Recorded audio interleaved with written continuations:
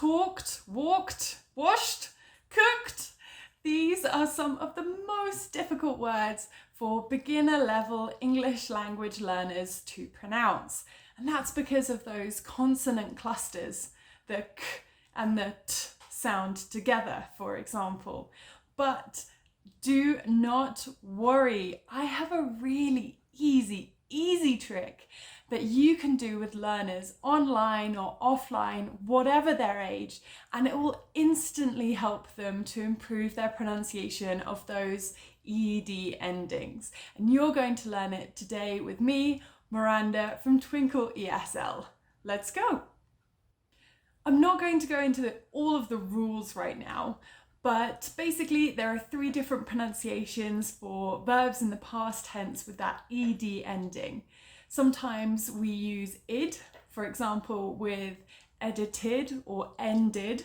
Sometimes it's a d sound, like called, and sometimes it's a t sound, for example, with looked and cooked, for example.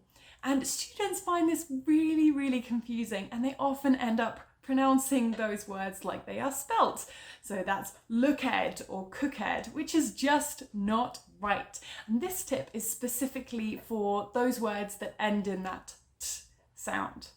So you are going to give all of your students an imaginary drum kit, a bit like this. And you are going to, first of all, practice the end sound of the base verb. So for example, if your verb is look, then you practice the k sound at the end. So hit the drum and say k, k, k.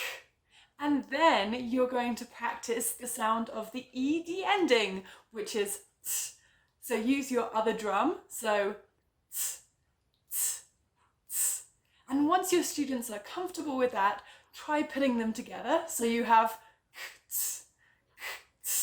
And finally, looked, looked. Practice all together in a group, and then put your students in smaller groups or in pairs to practice together before they try and pronounce it by themselves, so that they feel really confident.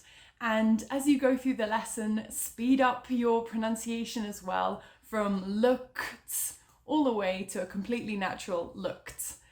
And the beauty of this is inevitably the next lesson, your students will probably go back to saying looked and talked, but all you have to do is show them their imaginary drum kits, and they will probably self-correct and say, oh yes, sorry, looked, and it'll help them remember in future. There we go. That is my top tip for this week. Remember to subscribe to 3-Minute ELT, because we have a new tip for you every single week to help you have a great time teaching English. And apart from that, I will see you at Twinkle, the global home of ESL. See you soon. Bye bye.